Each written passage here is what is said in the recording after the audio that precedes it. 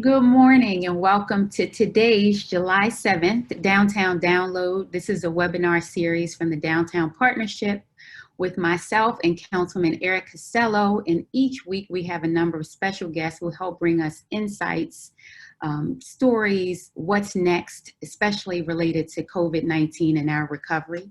This week we have some amazing guests, and so I'll get to who they are in a minute. First, I just want to give an overview of what we're expecting today, the frame, and how we'll run the webinar, and then I'll transfer it to Councilman Costello. I'll start off with just a few brief updates about what's happening in the life of Downtown Partnership. Councilman Costello will spend about 30 seconds, I believe, giving us an update on what's happening downtown, and then he'll turn over and do a panel interview with our special guest today. Throughout the time, though, we ask that you write your questions in the Q&A box. We'll integrate those questions in the panel discussion, and then we'll give you a sort of wrap up at the end. And so today will be a nice, terse, and informative conversation. Just to give some highlights from Downtown Partnership's perspective and what we have going on, we want to announce that Restaurant Week is back. Baltimore Summer Restaurant Week returns July 4th through August the 2nd. There are multiple changes to implement and prepare for COVID-19. And so we're making it a more inclusive experience this year with the number of restaurants. It'll be a mix of outdoor dining, curbside, and some indoor where applicable. And if you participated in the past, what you'll see is a shift in how some of the menus are done. So far, we have about 35 restaurants who are registered. And for more information on that, it has its own special website. So go to baltimorerestaurantweek.com for that information. So July 24th through August 2nd with that. Also, Downtown Partnership is part of really helping our restaurants expand their capacity of outdoor seating along Charles Street. We have our parklet, and if you don't know what a parklet is, you have to come out just to see that, but it's expanded outdoor seating, and the parklet starting next Tuesday, July 14th, will travel up the 300, 400, and 500 blocks of Charles Street, covering restaurants right now, Mick O'Shea's, Casbar, and Home Slice, to provide some outdoor seating for their restaurants. So please continue to support them.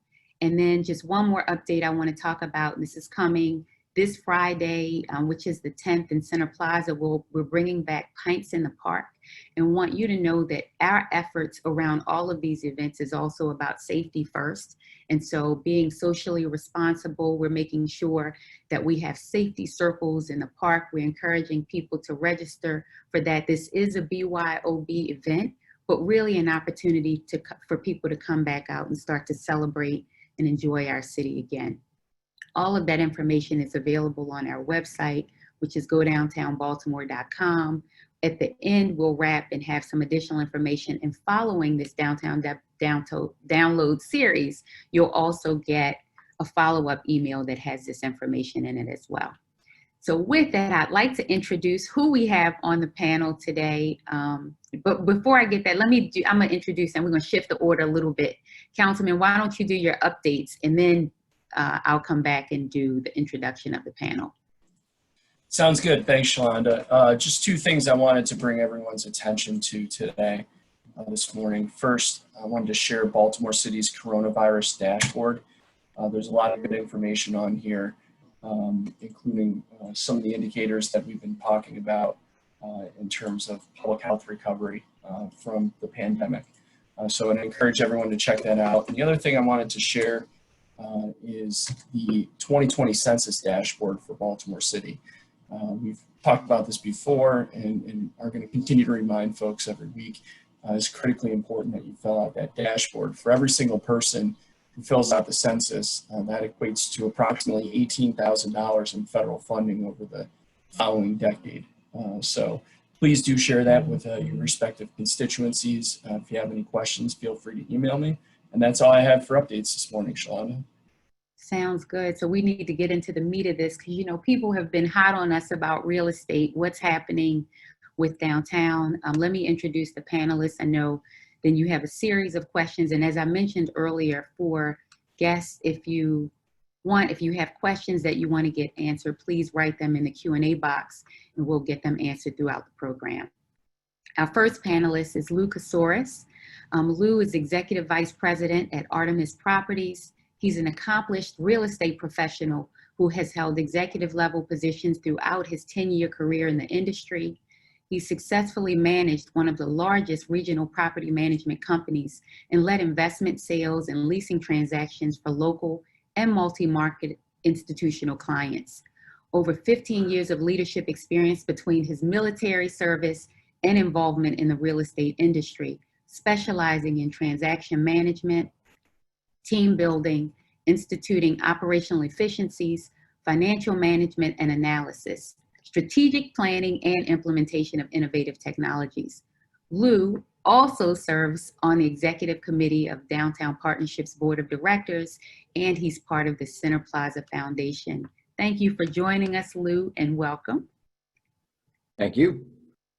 I'd next like to shift to Terry, and I know you guys will have some other things to add to this. Just want to let the panel know, the attendees know who we have and just how great you all are. For Terry Cotton, Terry is the Vice President at Southern Management Corporation, which is the largest privately owned residential property management company in the Mid-Atlantic region. Southern Management is one of several 77 apartment communities with approximately 25,000 apartment homes.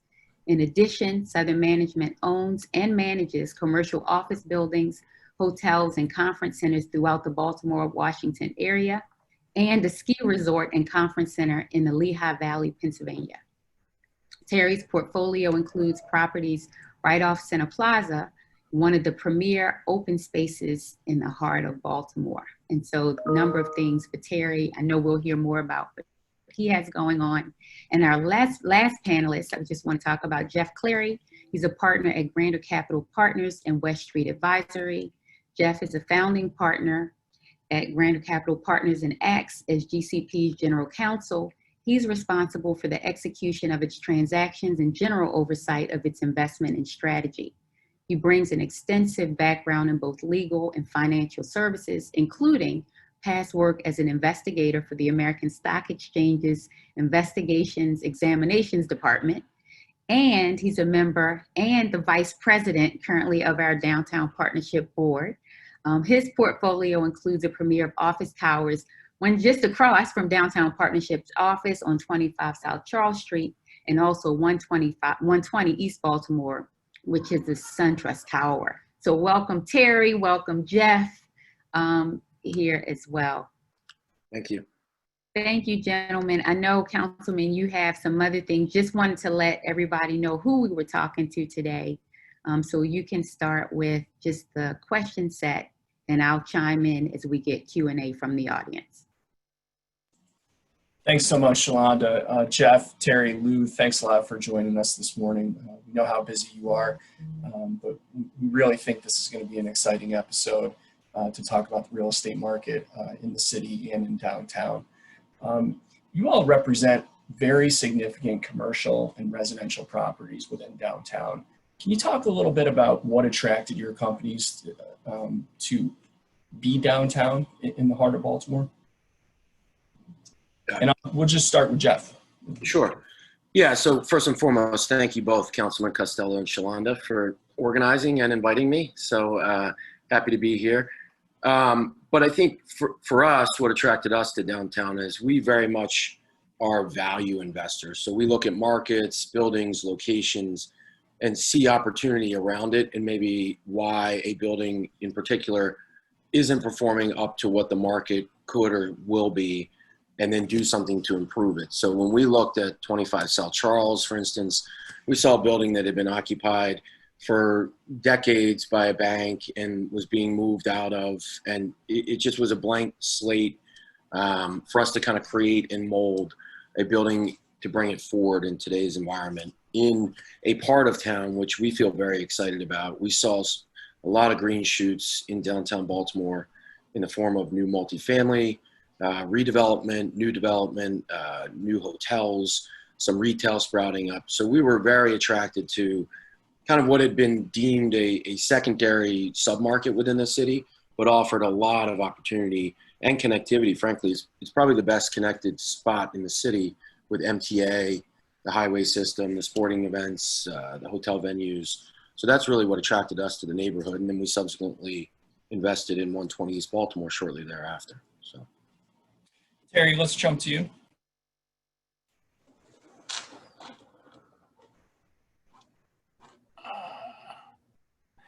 Good morning. Thank you, Councilman Costello and Shalonda. Well, for Southern Management, we've actually became a part of the city some 30 years ago. And, you know, we were looking to be a part of that rejuvenated downtown area.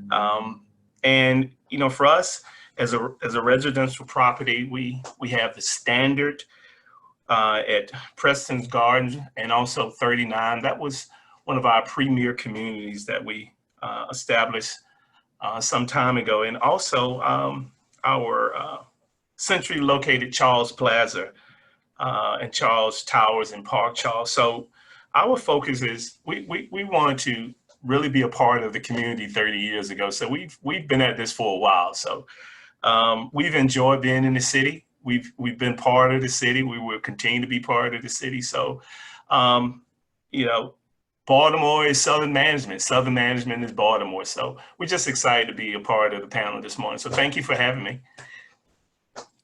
Thanks for being on, Terry. And I'd be remiss if I didn't mention Southern Management has been a great partner in our city. 2 years ago, and you didn't take any credit for this, we had a women's shelter in Druid Heights in my district, which is far out of downtown. But Southern Management really stepped up to the plate and helped with a number of renovations there. So I just wanted to publicly thank you for that. Well, thank you for that. Thank you for that. Absolutely. You know, one of the things, Eric, I will say is that for a long time we were in the shadows and doing the things that you just mentioned. But you know, under our new leadership with Suzanne Hillman at the helm, we have come out of the shadows and we're doing things like this now.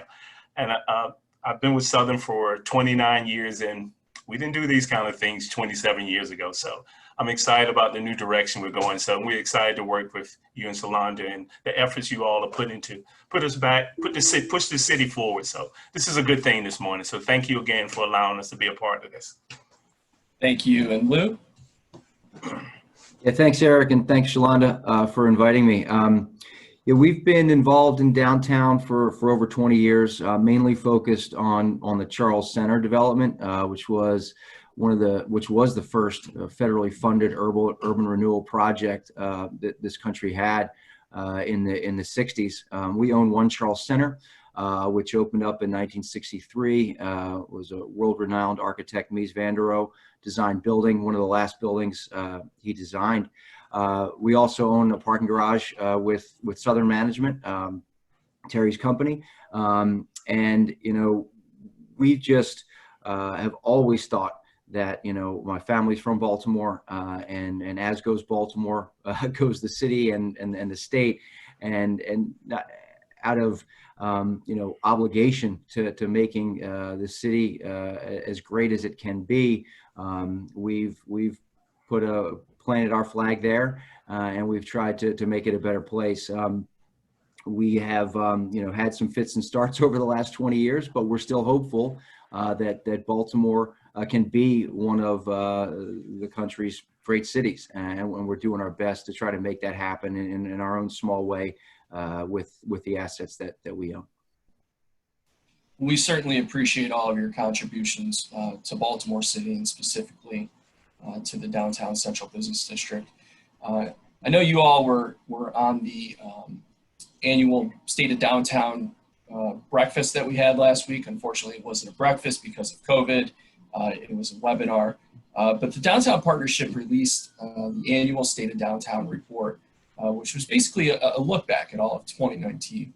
And the data shows that the number of jobs in downtown was up by more than 5,000, which is a pretty impressive number. Office occupancy was pretty strong in our established Class A properties.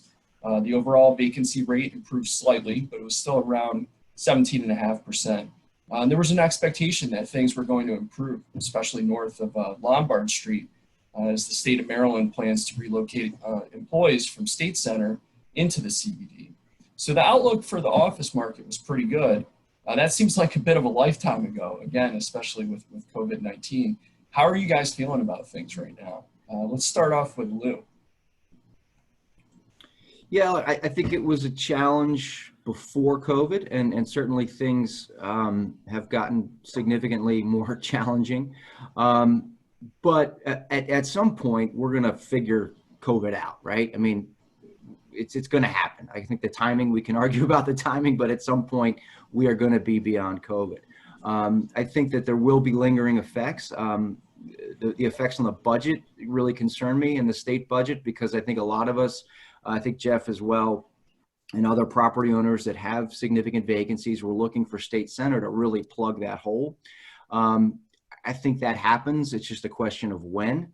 On the positive side, we have seen some tours. We have seen some smaller tenants still looking at downtown, and we do have a couple of letters of intent. We're trading back and forth with tenants in the office market. It's not as robust as we'd like it to be, but there's activity. I would say just for One Charles Center, one of the exciting things that we hope to have done by August is the renovation of our plaza level. The American Institute of Architecture, Urban Land Institute will occupy the plaza level and create the Baltimore Center for Architecture and Design, which will add some vibrancy to Center Plaza and our part of town. So that's still happening, and we're looking forward to that. Obviously, it'll be modified with COVID, but I still think that just because it's going to be delayed doesn't mean it's going to be denied. Buck Showalter used to like to say. I still think we're pretty positive, even though the timing may be different. Terry? Well, Eric, I tell you, that was a lifetime ago. It's a case of two cities.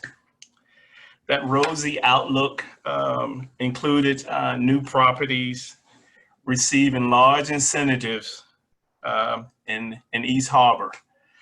We're on that Charles Street corridor, and office market has been really troubled. Even before COVID, we were really not seeing things really great. Uncertainty surrounds our office tenants. We really don't know. They don't know their needs right now. We continue for, it's really tough. When we came to the city, we really had some hopes of doing a lot of things, and we've continued to fight the battle, but there's a lot of uncertainty. For us, a lot of our long-term renewals are virtually on hold right now. Things are a little tough right now. So I'm with Lou. I'm optimistic. I'm hoping for the better. But when I look at it, and when we look at it as an organization, it was tough before pre-COVID, and I think it's going to be a little tough. And I do agree, we do need some assistance from Governor Hogan. We need him to kind of step in and help us out with this, because this is bigger than the city. And so I'm reaching out now with that, but I'm optimistic, but I think it's going to be an uphill battle for us. Jeff? Yeah, so I don't think I can ever remember a year where by 4th of July, everybody wants to turn the page on the year and get to the new year like 2020. But I agree. I mean, coming into this year, we saw some challenges on the leasing front. You've obviously got an election year, which is always disruptive financially for people, and it's a local election and a broader federal election. And then obviously you had COVID-19. So it's been one of those years. I think it's premature for us personally to draw any long-term conclusions. We're clearly in a disruptive period of time. Near term, you have people out of the city, they're working remotely, MTA is not being used. So I don't think we can really draw any conclusions until, as Lou says, we start coming back. At some point, we'll be beyond the COVID issue, or at least it'll be mitigated to the point where people get back to some sense of normalcy. I do think there are going to be challenges. There's obviously budget cuts. and you have to be smart and efficient with your spend and how you're reaching out to people. We're using things like virtual videos to get out to prospective tenants or the brokerage community. But I do think, the state is going to be key for the downtown. It's obviously going to be modified in whatever scope it was before, or slowly rolled out, or however that is. But a commitment to doing that, I think, is critical for the success of the downtown. Because when you bring those numbers of people into the heart of downtown, it inevitably helps the restaurants, hotels, multifamily, and that's critical. I mean, that's really something that we need to and will continue to focus on at our place, as well as all of us here collectively in the downtown. So, Eric, can I jump in? Yeah, please. Something to add? Yeah, I think I think one of the challenges we had before this in our part of town is the amenities are strong but not as well known. You go up into more towards Mount Vernon and the Charles Street corridor, you've got some great restaurants, but we certainly don't have the appeal of a Harbor East or of a Pratt Street or of a Canton or some of the other aspects of downtown. And while the market is tough, I didn't want my comments to make it sound like I'm glossing over all the challenges, because Terry's right. They exist and they are real. However, I think that doesn't mean we can't compete, right? And I think if we start to talk about all the good things that happen in our part of town, because of COVID, even the good things we've had have taken a big hit with a lot of the restaurants closing. And without the street level retail and without the restaurants, we've had a number of restaurants already closed in our part of town and all over the city. It's going to be even more challenging for us. So I think that's why it's important that as property owners and investors, that we talk about the value proposition of our part of town and make sure that we can compete, and whatever activities out there, we got to be out in front of it and win and win those competitive situations, because it's going to be tough for everybody. Absolutely, and I think while we're all somewhat optimistic, we do recognize that there are challenges, but challenges present opportunities, and opportunities to strengthen downtown, to strengthen Baltimore City. And I'm certain that I'm just going to shift real quickly over to Shalonda, because I'm sure that she has a comment on that before we get back to the program. No, absolutely. So thank you. I have a comment, and we have a couple questions that are great follow-on questions to that. I know for many, you know that I am the new president of Downtown Partnership. And so thinking of coming into this role at a time where we had a pandemic, and then we had with the social injustice, a pandemic on top of a pandemic, and all of the other things that you've mentioned. At the same time, you see the great assets that we have and the opportunity for us to collectively sort of reshape and do more and do things differently. And so a couple questions that we received sort of fall in line with that. One of them, and this is, I know we've started to talk about just some creative additional usages of space, but one of the questions is, are any of the commercial building owners looking at new uses for their vacant office spaces? And what are these owners doing to create contactless experiences in residential and or other things? So it's a combination of sort of using the spaces differently and making sure that we build safety into the process. And that's for any or all. I mean, if you guys don't mind, I'll jump in. I mean, for us, we're predominantly office. We have some retail in both of our locations. We have a Nally Fresh at 120 East Baltimore, and then we have a retail location that we were in the midst of negotiating a lease for at the street level at 25 South Charles. So most of our focus is on how you move office tenants in and around the building safely in light of, obviously the pandemic. So, it's common sense in a lot of ways, but you just have to hit people over the head with it. We've got a lot of signage in our lobbies, a lot of spacing guidelines, sanitation stations, and then spacing protocols in our elevators. Unfortunately, it hasn't been tested at its full capacity yet because there still are groups that are working remotely. But we do have tenants that are starting to come back into the buildings, and everybody's on board. I mean, I think one of the things that's the benefit of this is everybody's in it together, right? So everybody's on board with, changes of their daily routine and different things like that. So it's just being smart and communicating thoroughly. We get touch points out to our tenants at least once a week on just general updates. So. Right. Any, Jeff, as the follow-up to that, and it builds into another, any thoughts around sort of creatively filling those vacancies? And some of this question talks about, are there any sort of affordability type options that could be in place, understanding that businesses or, are strapped differently? And the same, Terry, would sort of come over to you on the residential side as we sort of plan for vacancies and, in knowing in shifts, are there any sort of creative ways we could look at doing something with those vacancies? Yeah, absolutely. For us, I mean, we're entrepreneurial in everything we look at and do. So to the extent there's an opportunity, I mean, for instance, at 25 South, we use part of our hallway down to the fitness center as an art gallery for local artists, right? We would entertain that in certain street level vacancies, or provide an opportunity for somebody to do a pop-up or things like that. I mean, we're open-minded to any and all of those ideas. I mean, we stay in front of you all at the Downtown Partnership on that, and our brokerage community saying, bring all opportunities. And I think that ties into what Lou was saying earlier. We have to be collaborative in order to, one, get through it, and two, get more attention to the downtown, right? So, for sure. No, absolutely. Thank you.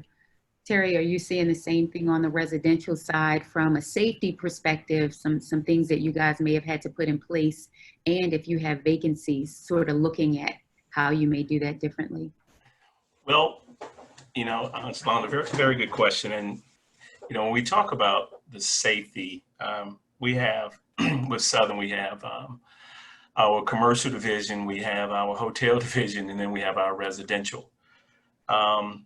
And with the three divisions, we had to put together what we call our COVID-19 response team, in reference to covering all of those areas you're talking about.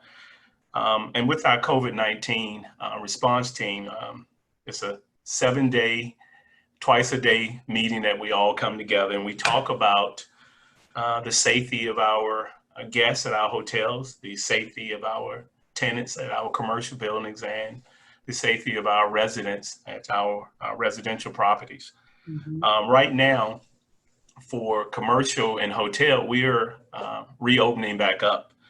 And through the COVID-19 response team, we created what we call our, and I have a nice sign this year. I probably should have provided a slide for this, but we call it our Ever Strong attention to detail, your peace of mind. And what we're basically saying is that we want to welcome back our commercial tenants, but we also want to welcome them back with the understanding that we're going to educate them on how we can keep the virus down and not spread the virus.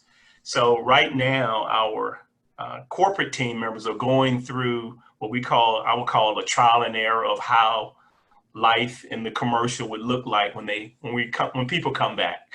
Right now, everyone is still working remotely from home. But today, as you can see, I'm in the office.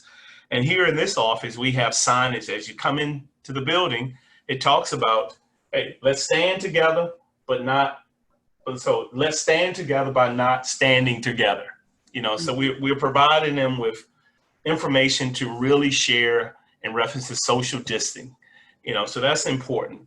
And then on the residential side, and for us, when people decided not to go to work or work remotely, they were working at our apartment communities.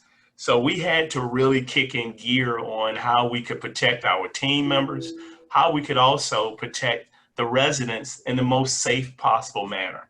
So a lot of preparation and went into making sure that we follow all the CDC guidelines. To bring conclusion to this is that we feel that this pandemic was something that wasn't something that we asked, but we had to embrace. And in embracing it, we had to be forward thinkers and making sure that our guests, our tenants, and our residents are taken care of, and most of all, our team members. So we wanted to make sure our team members who are on the front line are protected with all the proper personal protective equipment. So I get excited about this because Southern has taken such a proactive approach to making sure that we cover all of our portfolio. And again, I go back to my earlier question. I go back to the leadership of Suzanne Hillman, just really saying, hey, you know what? We did not ask for this pandemic, but we're not going to run from it. We're going to embrace it, and we're going to take it on. So we're looking forward to our commercial tenants coming back and our hotel guests patronizing our hotels going forward. And we're excited about this new challenge that's in front of us. So thank you. Shalonda, can I jump in real quick on that as well? Sure. Yeah. Yeah. So just briefly, I agree with Jeff and Terry. We've been doing a lot of work to make sure our tenants feel safe coming back into our office environments that we're providing for them.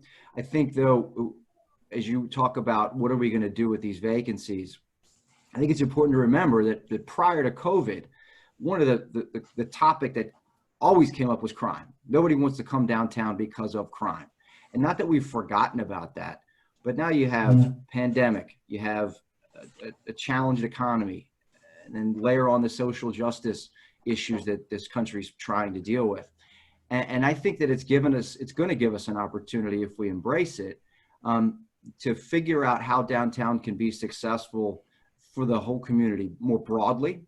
Right. And until we start being more inclusive, I think that's one of the great things about our part of downtown. It's architectural diversity, it's cultural diversity. The level of inclusion that our part of town can provide, I think, is better than maybe other parts of town if we embrace it.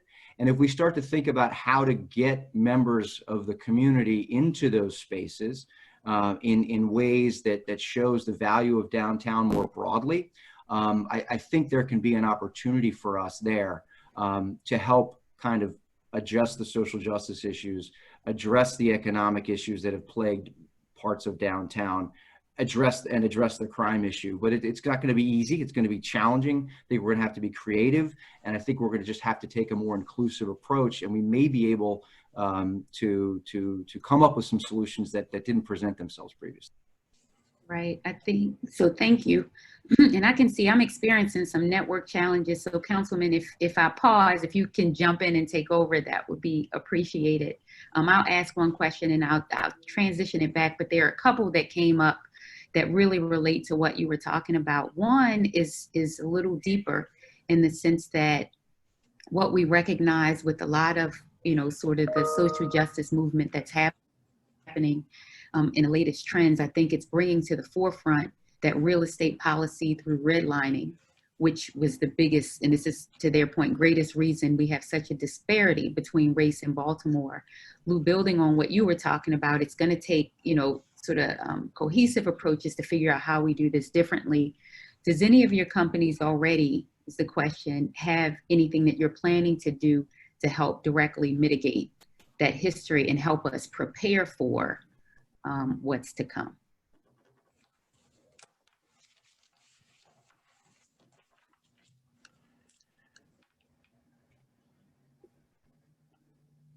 Go ahead. I thought Terry was going to jump in. Do you want to go, Jeff? It looked like he was going to speak. That's what I thought, but then I didn't know if I froze.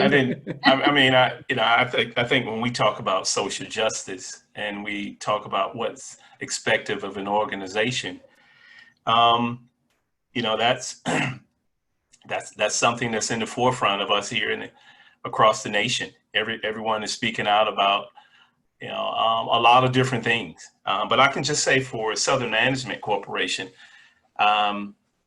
we have been an organization that have been really in front of making sure that each and every team member is equally treated fair. I think I'm a good example of that. As I said earlier in my conversation, I've been with this organization for 29 years, and through Suzanne's leadership and through my tenure with the organization, we've always been about treating our team members fairly and making sure that that we make sure that they have a good quality life, and making sure that we do things in the right way for the right reasons. So, but where the country is right now is people are reaching out. They're looking for help, and in the real estate market, there is a lot of opportunities, and I think it's an opportunity for a lot of owners to really change the landscape. To really change and make sure that we have diversity from top to bottom. That's one good thing about Southern. I can say that diversity is from top to bottom. A lot of our leadership look like me, so I'm proud to be a part of that organization. But I do think that there's a lot of work to be done, and so it's a learning experience for a lot of us, and for me, it's been something that I've dealt with my entire life. So it's a little bit different for me than for a lot of others, but there's work to be done. I'm excited about the direction things are going, but we still have a lot of work.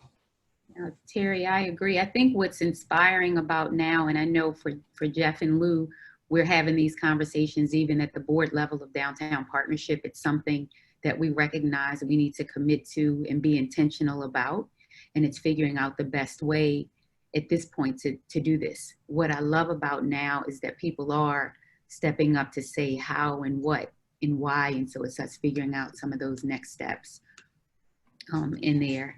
There are, Councilman, a couple that I need to ask you because they're burning questions that I think people have that are going on. One for me that I can answer. One is about Hopkins Plaza and whether or not that will be reactivated.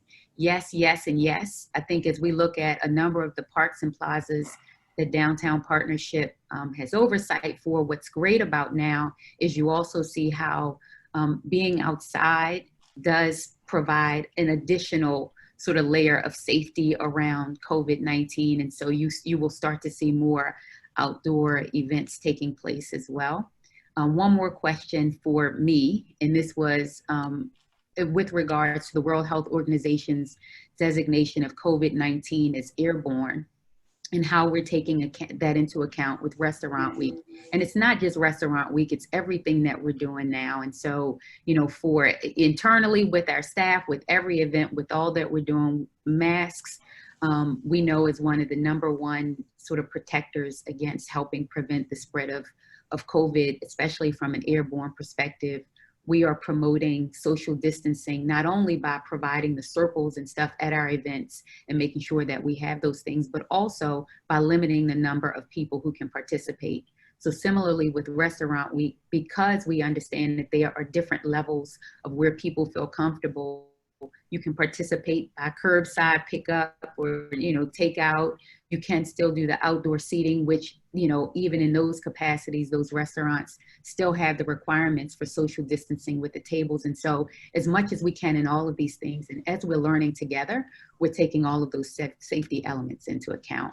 Councilman, I'm gonna transition back to you. I know it's a ton of questions coming from both outside, and I know you still had some, so I'll transition it back to you. Thanks, Shalonda. A couple quick questions. There was one about trash collection at 4 a.m. That's illegal. Please email me the details. I've put a narrative in the chat window.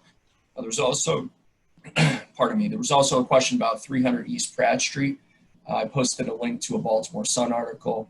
A long story short there is that we're really excited about the prospects for a 40-story mixed-use building, which would and could include parking, hotel, office, and residential, as well as ground floor retail. So that's a really exciting project from MCB Real Estate, which is they are the folks behind the Northwood Commons project up by Morgan State, Madison Park North, as well as Yard 56 over on the east side. I had another question. I was curious if we could talk a little bit about the outdoor landscape and where you all see everything going. The pandemic's really made everyone reconsider how we use our outdoor space, especially with such large assets that you have in downtown. What are you guys thinking in terms of how to activate that space in conjunction with what the city is doing to create a safe space for your tenants and your visitors. Yeah, I can start off with that one. I mean, Terry and I both work on Center Plaza, as it's a little urban oasis, we like to think, in the middle of our buildings. BGE also has their headquarters right off of Center Plaza. It's a little less than 2 acres, right off of Fayette Street, in between Charles and Liberty. The design was supposed to be reminiscent of or inspired by Bryant Park. Bryant Park's almost 10 acres, so it's never going to be Bryant Park, unfortunately. But it is a hidden gem that we really need, and we have been with Sholanda's partnership.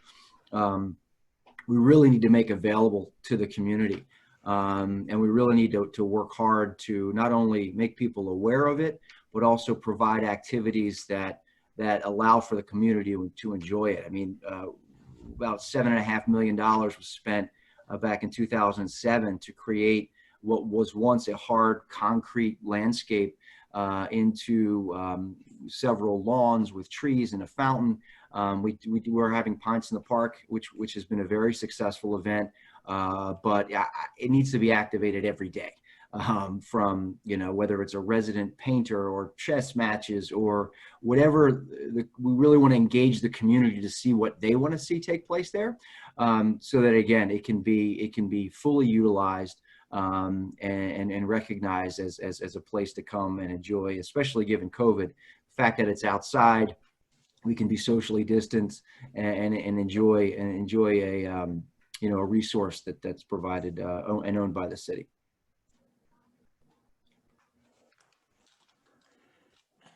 Yeah, and I'll jump right in.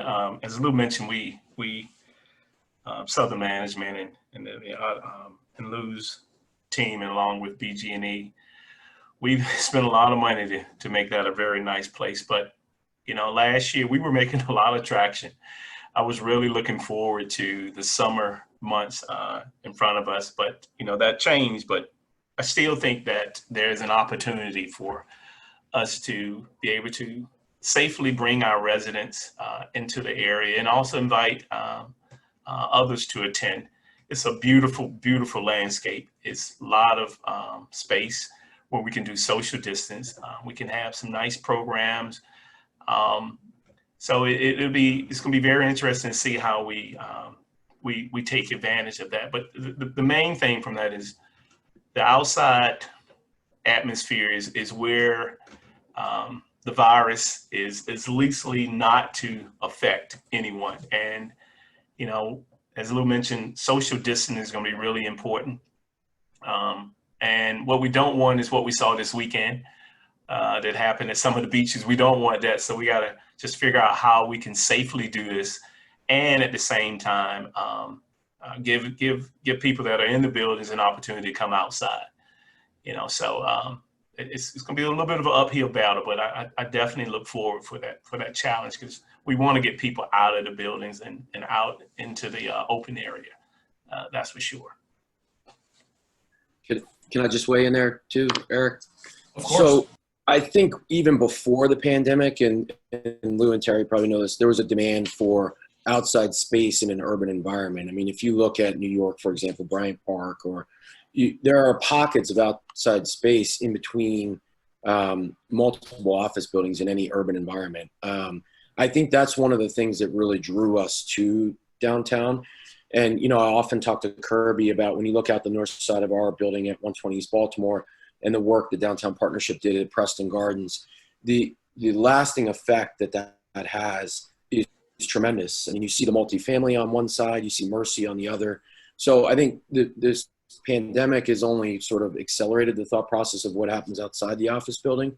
And I really think it's the opportunity too. I think there should be more focus on that, making, more open, brighter spaces in between all these cool little pockets we have in the downtown, whether or not they're surrounded by an MTA station or not. It kind of sort of doesn't matter, right? Giving tenants and residents and hotel guests the ability to go grab something to eat and sit outside in the park at any sort of spot or block is critical to sort of the overall turnover and revitalization of the neighborhood, in my opinion. So, That's a great point, Jeff. And just thinking about the major capital projects that Downtown Partnership has spearheaded over the past decade plus, thinking about those open spaces like Preston Gardens and the work on Charles Plaza and McKeldin Plaza as well.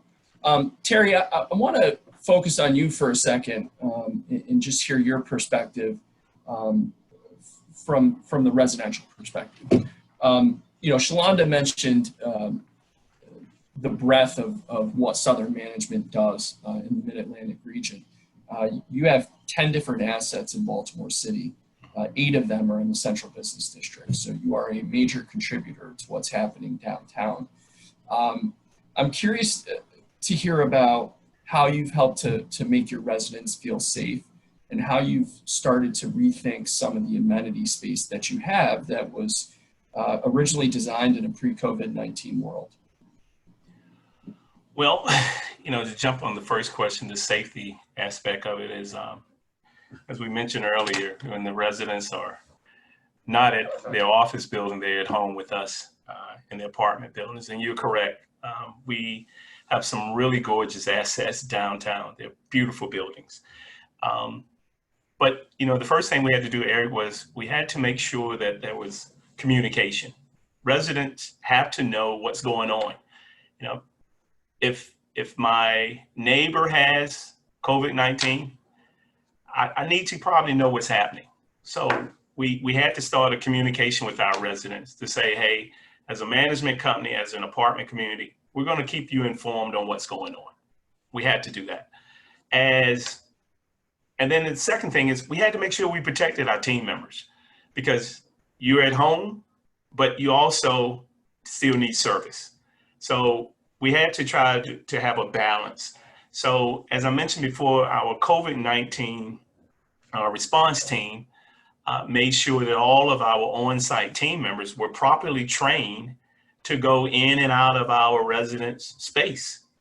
Because I'm at home, I know that every news station is talking about the virus. I don't know if I necessarily want you in my apartment home. So we needed to communicate that message, and the residents needed to see that we were doing things in the right way for the right reason. In other words, we had our masks on, we had our gloves on, we have our booties on, and we are sharing information. So as we had to do service in the apartment home, some of the things we had to do was ask the question, do you mind being in the next room, where we can do service, and setting appointments. In reference to our common area spaces, and a lot of our high rises downtown, we had to come up with protocols on how we would address our high touch point areas. So between our contractors and our on-site team members, we had to put protocols in place to make sure that the elevator knobs, which, everyone touches, that's like a high touch points area. How many times a day would those get cleaned? How many times would the bathrooms, the common space get cleaned? A lot of our downtown communities are mixed use. We have commercial and we have residential. So we had to make sure that the commercial space was getting clean, and then we had to put in place, if something happens, how do we address it? So we had to have protocols in place with incident reports and, what is the time frame we report the incident? Our time frame is when someone else needs to know. Here's something, say something, so, and then we needed to track that information. So each morning, as I mentioned earlier, we are 7-day, twice a day getting together. We operate on a Monday.com board. We have our incidents that occur across our portfolio. We need to track those incidents. We need to find out where those incidents go, and then we need to communicate back to the customer. By the way, at this building or in this location, someone tested for COVID-19. So it was about sharing the information. It was about being able to touch those high touch point areas and protecting our team members along with protecting our residents.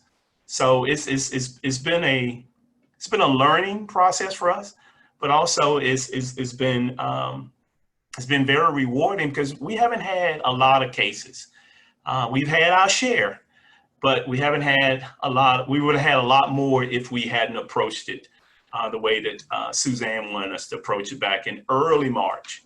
So, but so far so good. And really in the downtown area, we haven't had a lot of versus in some of our other areas. So knock on wood, we've done really good downtown so far. That's great. Two quick hit questions. What is the planning for the police headquarters on East Fayette with a partial relocation to the Sunpaper building on Calvert Street? So there's actually two different buildings in between Baltimore and Fayette Street. One is police headquarters. Nothing is changing there in the near future. Then there's the Central District Police Station, which is directly west of that. That building has been vacated. BPD Central District has moved to the Sunpaper building. And the city is hoping to be able to dispose of that property and get that to someone in the private sector to redevelop. And then there's a question about what will it take to add more fast casual restaurants downtown at the right time? Are food trucks a more viable option right now? I wanted to hit on the food truck piece. When the city developed regulations governing food trucks, there are specific rules in there to ensure that existing brick and mortar restaurants are held harmless. So food trucks can only be within or have to be at least a certain distance from any existing brick and mortar. Shalonda, if it's all right with you, I think the right closeout question here is for each of you. What is it that the city of Baltimore and what is it that the downtown partnership can do to help make you all more successful? And please just give one answer to each of those. So if there's one thing that the city can do and one thing that downtown partnership can do, what is it? And make the one with the downtown partnership easy. No, I'm just kidding. And let's start off with Jeff on that one. And then we'll go to Lou and Terry. So for us, I think they're sort of one and the same. I mean, it's all about communication and collaboration, right? So I think we would love to see, and we've been very involved with the downtown partnership and Kirby before Shalonda and Shalonda now and Ford and you know, Lou and I stay very active and in touch together in the neighborhood. I mean, I think continuing that is critical to success. One, it's eyes and ears on the street for safety purposes. It's also eyes and ears on the street for, you know, if Lou and Terry get some tenants for their plaza, that's a good thing for all of us. I think people need to sort of cut away with the competitive spirit a little bit and get focused on, in order to get the neighborhood revitalized to the point where we all think it could and will be, we all need to work together, right? And I think for that then ties part and parcel to this city being, and Eric, you've been wonderfully accessible and attend almost every meeting I'm at on these topics, but more buy-in at the city level of how critical the success of the center of the city is for all neighborhoods. And that would be my biggest ask, is just being open and accessible. And that always hasn't been the case in our experience. I've seen it improve. We've obviously gotten sidetracked over the last 4 to 5 months, you know, with broader issues with COVID-19. But, you know, it's helpful for me to go in and with a group and ask for something and then meet with the city leadership, but hear maybe another side of it that I'm not seeing. And then we get to a solution that includes everybody's input. I feel like that's been lacking in years past. So that would be my biggest ask for us, right? So. Lou? Yeah, I think the Downtown Partnership is a great organization. You know, through Kirby's leadership and now this transition to Shalonda, the biggest thing the Downtown Partnership can do is give not only the residents, the business owners, and the property owners of the district a voice. And the more we can speak with a collective voice and a clear strategy and outlining our goals of what we want for our part of town, the more successful we can be. And I think we've tried to do that. I think we're going to continue to get better at doing that. And I look forward to participating in that. So I would say if you live down here, you own a business down here, or you own property down here, you need to engage.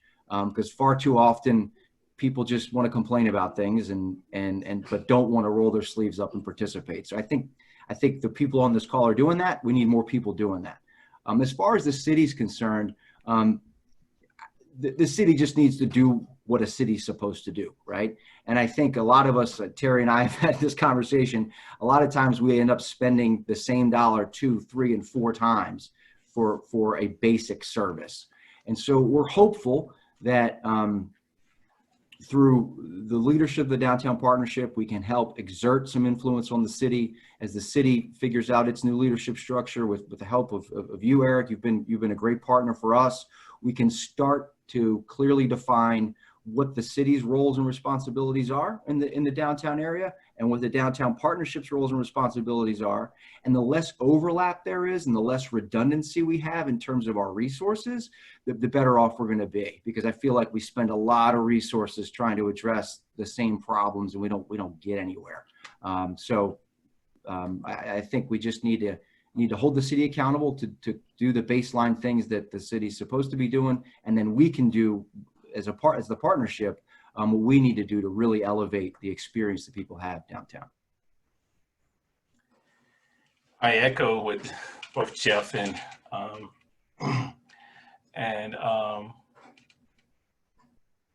both. All right. I froze up, and I think I'm froze. I don't know for sure. But anyway, I think to answer your question, Eric, safety. And as Lou said, we need a stronger police presence. We really do, because that's what's going to make people come out. And we need more good politicians like you. It's really simple. And more opportunities to do what we're doing today, to hear from our base, our customers, to hear from the folks that really understand and patronize our businesses. We need to do more of those things, but the bottom line is they need to be safe. And safety is one of the biggest challenges that we have in this city. So somehow we got to increase the number of police officers. Somehow we got to get more politicians to give a damn like you do. And at the end, we got to have business owners like Jeff and Lou who continue to fight for the city. Southern is going to continue to fight. I know Lou's going to fight and Jeff's going to fight. So I think we've got a good start right here. So thank you all for having us. Thank you for allowing me to be a part, and hopefully you invite me back in the near future. You're always welcome back, Terry. And just want to reflect on one thing that Jeff said that I think we'd all agree with. When I think about the need to roll up our sleeves and really dig in and embrace these challenges and look at them as opportunities, I can't think of 3 stakeholders in downtown between Artemis, Grandeur, and Southern Management, and specifically the 3 of you, Lou, Jeff, and Terry, who have demonstrated an ability to continually roll up your sleeves and be optimistic and do the hard work to help improve downtown in our city. So thank you for that. Shalonda, I want to turn it back to you. Thank you so much. Thank you to all. Literally, this was very informative, inspiring in some sense, and also challenging, right? We know that we have hard work ahead. As I mentioned, even in accepting this position at this time, I knew what it took. What you talked about were some of the key words. Collaboration in this piece is going to be key. Collaboration between Downtown Partnership, the city, the other partners around the table. One of my board chair, and this is his sort of first since we've had Downtown Download, but officially Mark Wasserman is our board chair. And I think even under his leadership, look forward to how we expand what we've already been able to do to build on the successes that we had and prepare for things a lot different. I'm so excited about those things. We have a number of questions that we were not able to get to. We will try to respond to as many as possible, even in our follow-up. But thank you for continuing. We'll do some one-on-ones post this meeting. Just want to remind everybody to tune in next Tuesday as well for Downtown Download. I want to reiterate a couple of the items that I mentioned earlier on the call, just so that you can participate, especially with Pints in the Park. this Friday in Center Plaza as we start to talk about some of those open spaces. Please register at godowntownbaltimore.com. You see all of our social handles there as well. And starting next Tuesday, July 14th, remember we'll have our parklet that's expanding those restaurant spaces. And so that'll be in the 300, 400, and 500 blocks of Charles Street. Participating right now, we know we have Mick O'Shea's, Casbar, and Home Slice. And so really, it's going to move us together, have the right people at the table to do that. So thank you once again, and we'll see you next week.